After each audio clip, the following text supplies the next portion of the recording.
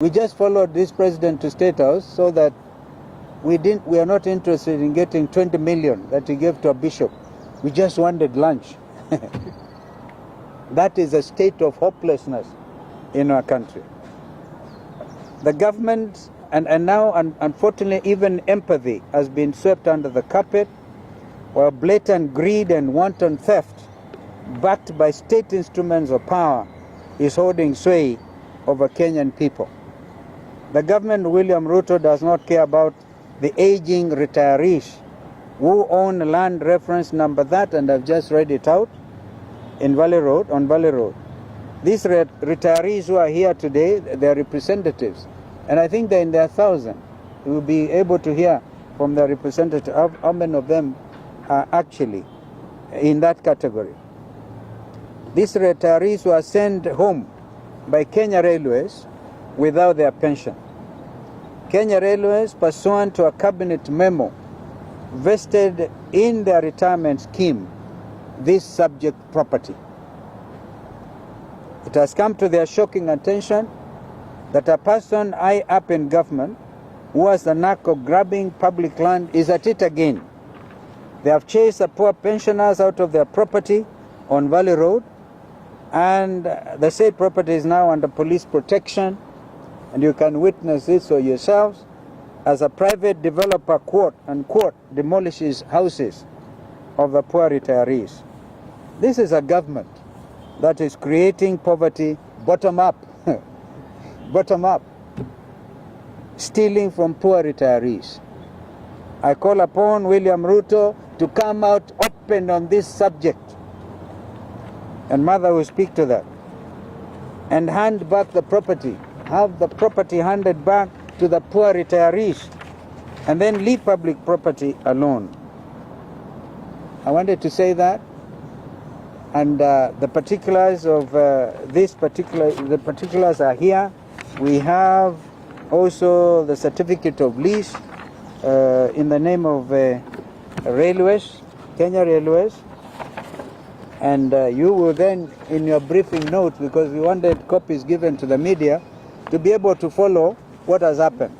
These poor retirees are expecting completion of the sale, which was conducted openly. A tender was issued, and then the highest bidder was given the right to buy at 400 million Kenya shillings. And the purchaser has actually gone on to pay 320 million. There's a balance of 79 million. All that money has gone to the retirees. Now they want the balance of 79 million out of this property. There are several other properties, so that we have Kenyans living in dignity when they leave their places of employment. So this is what is happening. Of course, the way forward out of this matter is we recommend strongly that the retirees move to court. In the meantime, if William Ruto has any heart, he should stop. What is going on here. Mother. Okay, I think you have heard the certificate is in the name of Kenya Railways Corporation. But you have also heard that via a cabinet memo in 2000, 4th of May, 2005, that was the Kibaki era. Yes. This land was given to the retirees. Why? Because one of our state corporations, Kenya Railways, had mismanaged itself to the extent of not being able to pay their pensions. That's right. So they paid them in kind via this land. So this land, although the title didn't change, the beneficial owners are the retirees. It's not available to the government of Kenya or to any land grabber to lay hands on, because it has owners who are the retirees. This land has already been sold following the steps that should be taken in any legal sale. They have been paid 320 million out of the 400. Only 80 million is pending. And I believe it was sold to a Kenyan. They will be able to say that. Now, I want you to know, the last statement my brother made was that a person high up in government. The indications and the information coming to the retirees, it is that it is William Ruto or members of his family. Either him or his children, to be precise. And there is a pattern. Any land where he is mentioned as the one grabbing, ever since he took the seat of the presidency in this country, the characteristics are sending GSU, not just regular police, GSU. So he grabs using state machinery. In Dabibi, where I visited, the owners, old people and their families who acquired this land in the 60s and took possession in 74, it is GSU. It is the local police who have kept them away from their land. Now, this land belonging to railway, away, GSU. Once you see police involvement, the onus shifts to William Ruto. And if he says he is not the one, he must tell us who it is. He's the chairman of the Security Council, which comprises, among others, the police and the NIS. They must know who is this trying to take food from the mouth of pensioners. Who is this trying to use state machinery to grab the land? I'm therefore once again asking Dr. William Ruto directly, come clean. Come clean. In Dabibi, after your name was mentioned, titles were manufactured in the name of a third party. So now there is a third party, the man behind MKU, who is now the face of the grabbing at Dabibi. But GSU are still there. So you know it is still William Ruto, because Jane Kehara, MP of Naivasha, had let the cat out of the bag. Yeah. She had publicly said it is owned by William Ruto. We are now telling him GSU has appeared in land owned by retirees.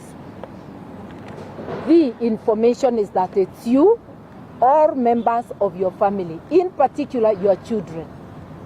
Come clean and tell us why GSU are there. Tell us if it is not you, then who is it? Grabbing has escalated during this rogue KK regime. Unfortunately, Ruto himself has been associated with so much grabbing in this country.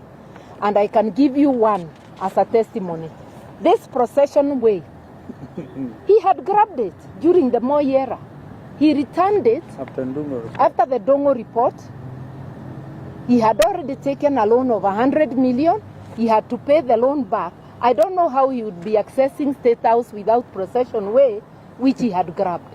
We all remember the story of Weston, which went to court, and he was told to return the land or pay market price. He has never shown us receipts that he paid the Kenya Airports Authority. Can you tell us whether you are using state machinery to grab, to satiate your appetite for land? If you are not the one, then tell us who. That is the long and short. But we will not sit as Kenyans, maovu ya kitawala.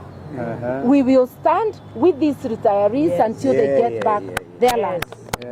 In the name of the sovereignty of the Kenyan citizen, we hereby direct you. If it is you, return the land.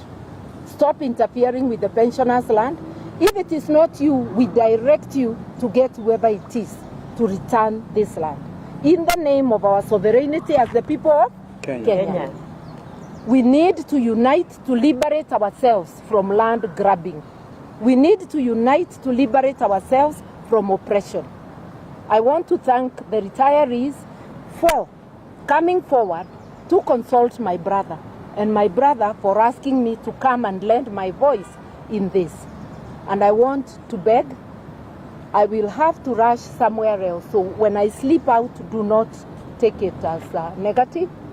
I had also forewarned them, but we will stand to this to support the retirees until their land is restored. I thank you. Thank you. Thank you, Mother. We now hear Mr. Ibuga, is it? Amuma. Amuma.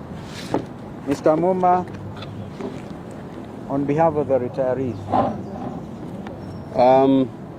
Ladies and gentlemen of the press, I believe you have heard it all. This is what I want to say. Around 2005, 2006, Kenya Railways management were unable to pay pension to the pensioners. After some consultation and through engagement of actuarial people, it was agreed that some property would be transferred to the pensioners, and the figure was 12.4 billion as at that time. After more consultations, it was also agreed that the government be involved, and therefore a legal notice was issued for the transfer of the properties, and this is legal notice number 169 dated July 7th, 2006. This legal notice has 23 properties.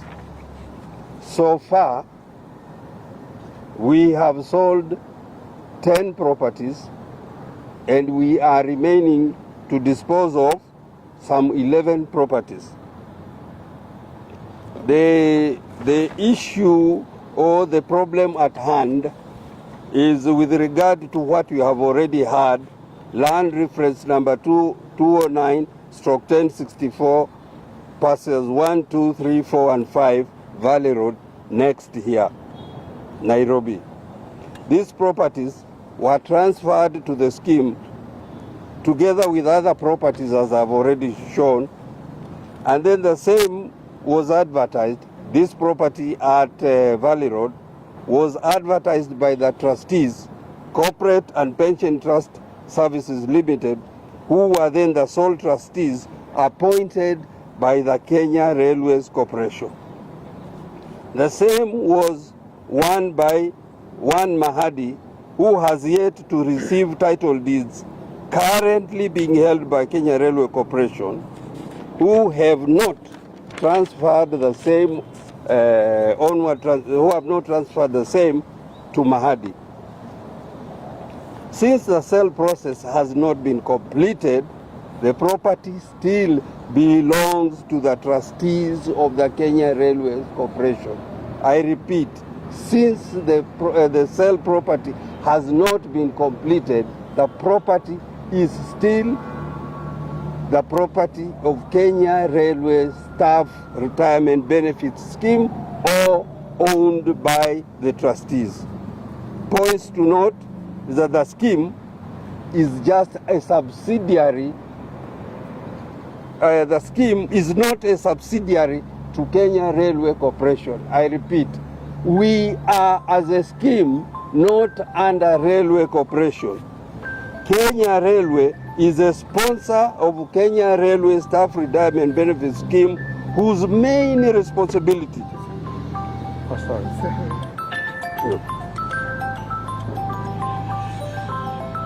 No. I'm saying Kenya Railways is a sponsor of the scheme, whose main responsibility is to safeguard the interests of the pensioners, period. Nothing more, nothing less. Finally, once the properties are transferred to another entity, and in this case, the scheme, the same is protected by Trustee Perpetual Succession Act, Cat 514. I have all these papers. You may want to take the legal notice. You may also want to take the Trustee Perpetual Succession Act, which is irrevocable. Once properties are transferred to trustees, you cannot revoke the same. Thank you. Well done. You speak like a lawyer. Are you related to Senior Kanzo Muma? Mungatana. Mungatana. Yes. Okay. Mungatana is not Senior Kanzo here. Well done. So it's very, very clear. If there are any questions, yeah. We would like to invite a lady. A lady. Mama Nyaga, to say something. But then what is the population? What is the total number of retirees? The total number of retirees as it stands now is about 8,000. That's right. Wow. Now you can see the multiplier effect to the Kenyan families of 8,000 people being denied their rights. Kunayo mama mwingine kama hayuko tuendelee. Ako wapi? Mama yuko wapi?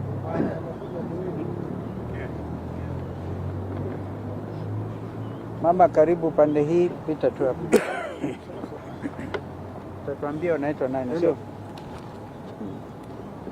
Mimi naitwa Ann Nyaga, formerly working with the Kenya Railways. I'm a retiree and a pensioner. Kuna mali nyingi tuliweza kupewa na yule aliyekuwa ametuandika ambaye ni Kenya Railways through a legal notice. Na zingine apart from the one we were talking about ya Valley Road, we are still requesting. Kuna ingine hapa inaitwa Railway Club, which we sold, which was compulsorily acquired by the government. It is more than 3 years ago, roughly 4 years ago, and they have not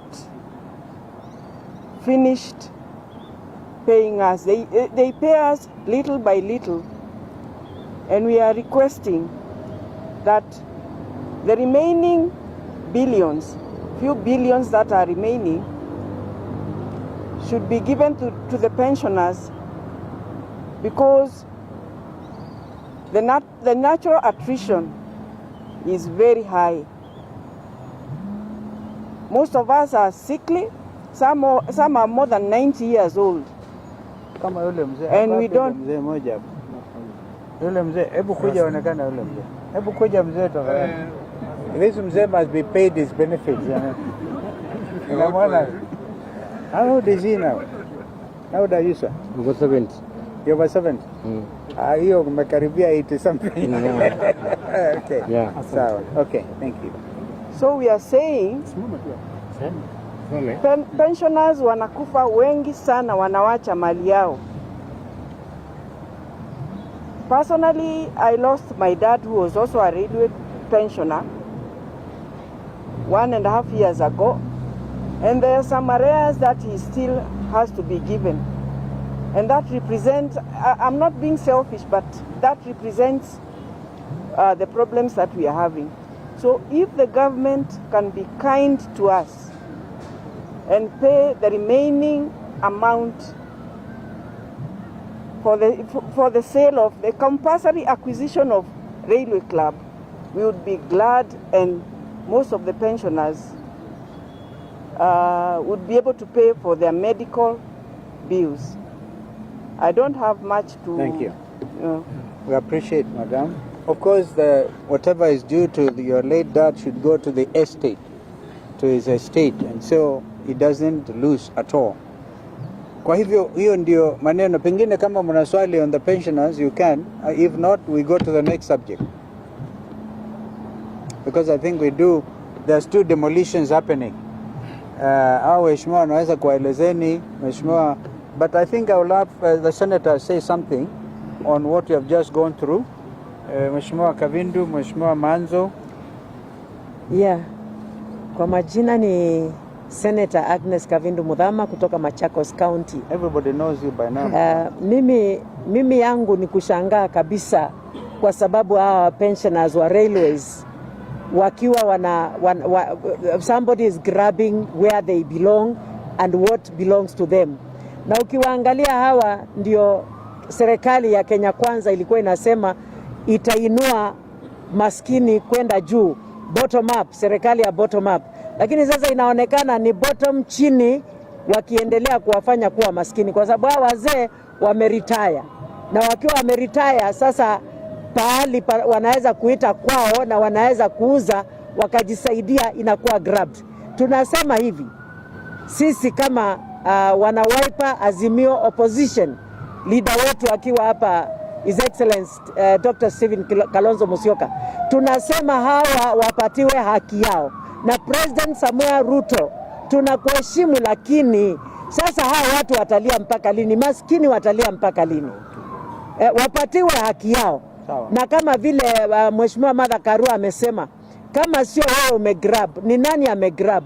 Wewe ni baba yetu katika hili taifa. Kama baba, fanya haki kama baba. Asanteni. Senator, yes, I want to say that the right of pension and any other monies accruing to somebody who is retired is a constitutional right, and it is enforced by the law.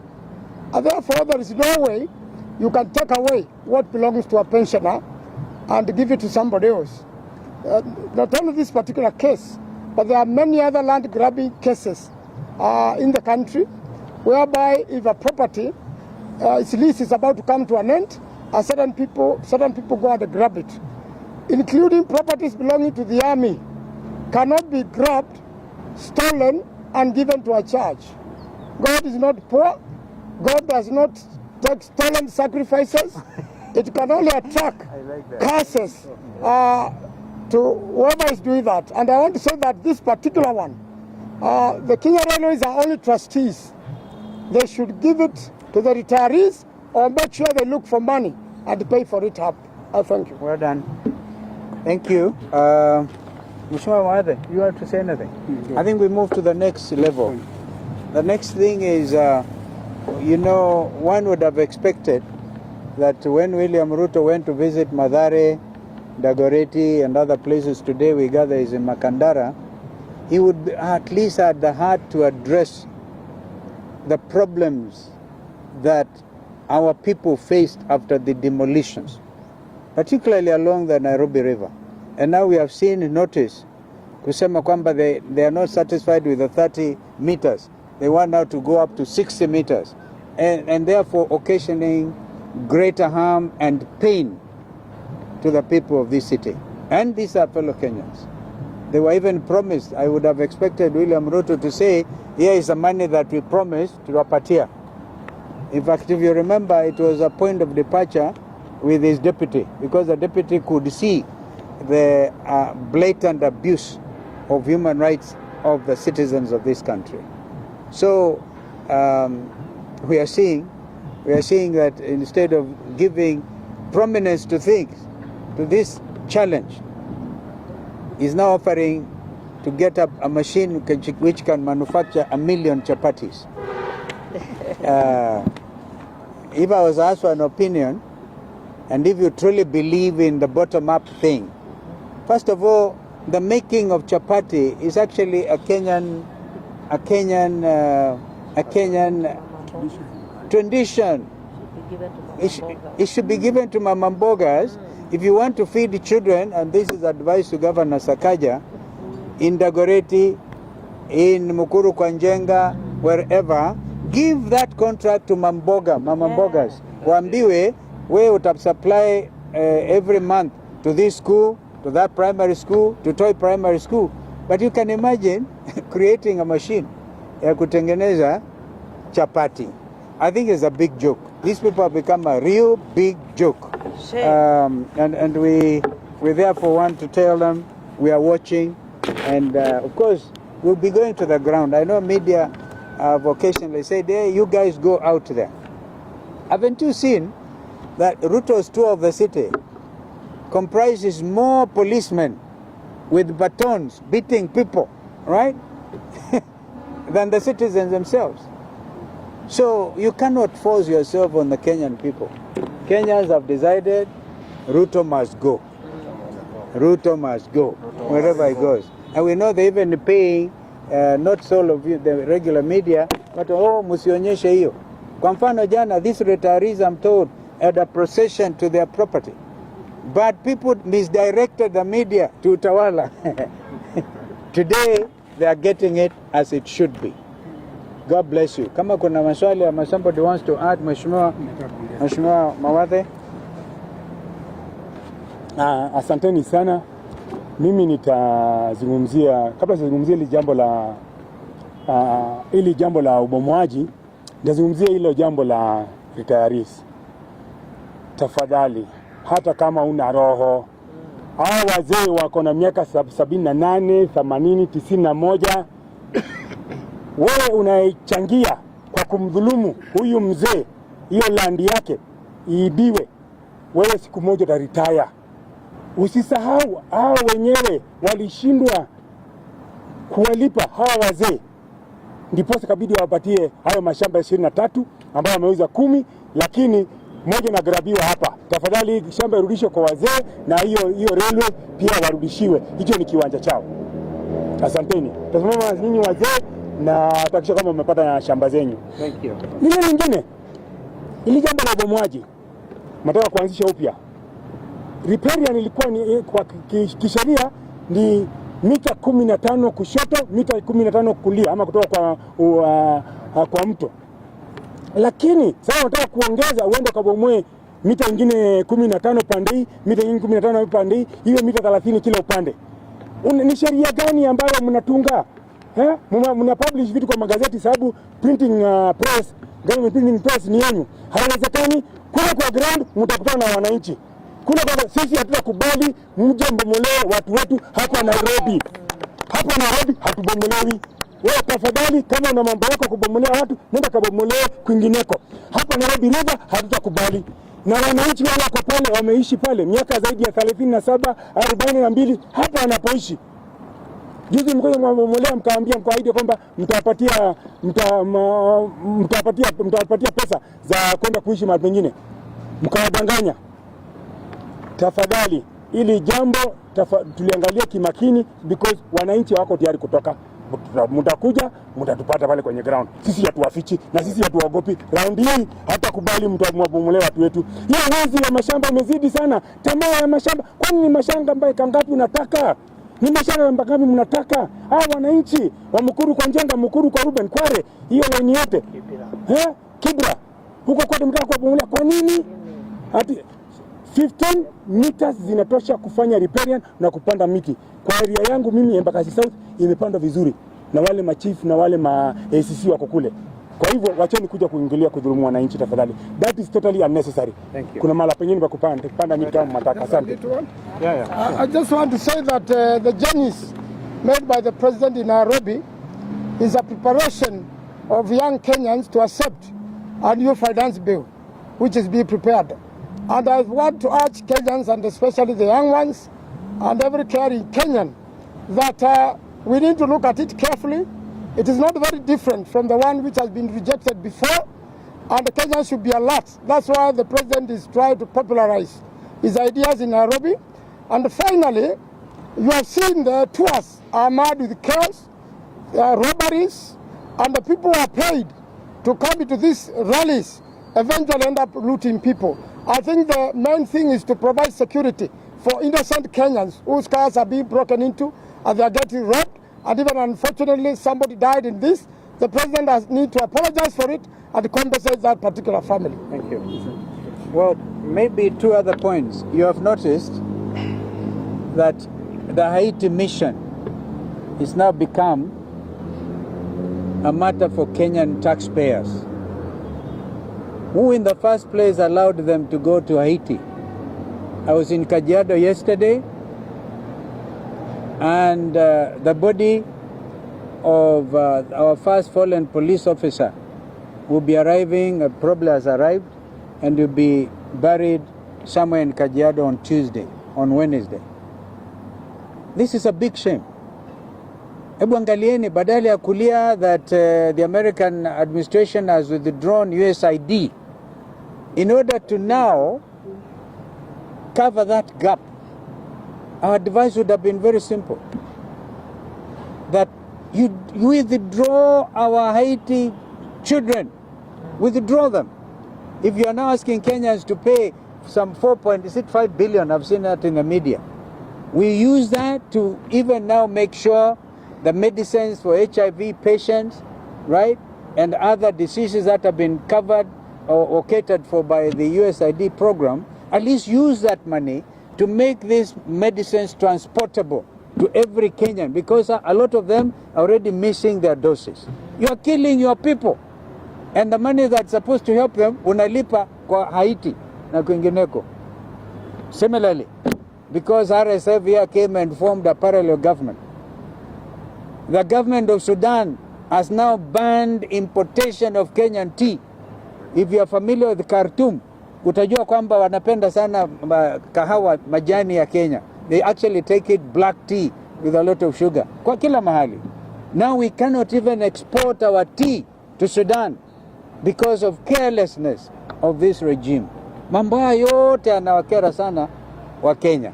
So even you members of the media, you have that obligation to let our people know. And I thank you. I really thank you. Because this is a struggle for all of us to get our country back. Asanteni sana. Thank you. Now.